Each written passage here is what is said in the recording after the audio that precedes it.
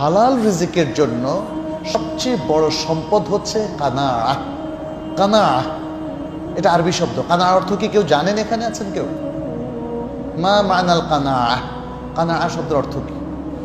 স্বল্পে তুষ্ট থাকা। স্বল্পে তুষ্ট থাকা অর্থাৎ অল্পতেই তুষ্ট থাকা। এটা রাসূল সাল্লাল্লাহু আলাইহি ওয়াসাল্লামের প্রধান বৈশিষ্ট্য ছিল, সাহাবায়ে কেরামের প্রধান বৈশিষ্ট্য ছিল। রাসূল সাল্লাল্লাহু আলাইহি ওয়াসাল্লামের ঘরে অনেক সময় কোনো কিছু খাওয়ার কিছু ছিল না, শুধু পানি আর খেজুর ছাড়া। অনেক সময় খেজুরও ছিল না, শুধু পানি ছিল। অথচ দিনের বেলায় বিশাল মানে টিলার মতো হয়ে যেত সম্পদ, বন্টন করে শেষ করে দিতে, নিজের জন্য কিছু রাখেন না। আর আমাদের এখন হচ্ছে নিজের জন্য আগে রাখেন। আচ্ছা, এটা হচ্ছে স্বল্প তুষ্টি। স্বল্পে তুষ্টি। আপনার যদি অল্প ইনকাম হয় তাতেই আপনি নিজেকে প্ল্যান করে ফেলেন কিভাবে হালালের মধ্য থেকে সংসার চালাবেন, সন্তানকে সন্তুষ্ট রাখবেন, স্ত্রীকে সন্তুষ্ট রাখবেন।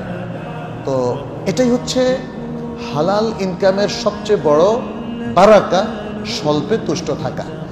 আর হালাল ইনকামে থাকার জন্য এটাই হচ্ছে সবচেয়ে বেস্ট মেথডোলজি, স্বল্পে তুষ্ট থাকা। আপনি লোভী হলেই কিন্তু হারাম ইনকামের দরজা আপনাকে নক করতে থাকবে। এই টাকা টাকা লাগবে, টাকা, আঙ্গুল ফুলে কলা গাছ হতে হবে, টাইম তো শর্ট, সুযোগ এসছে এখনই টাকা ইনকাম করো। এই সুযোগগুলো আর আসবে না। দেখবেন যে মানে আপনার সম্পত্তির প্রতি লোভ এবং স্বল্পে তুষ্ট না থাকাটাই আপনাকে হারামের দিকে নিয়ে যাবে।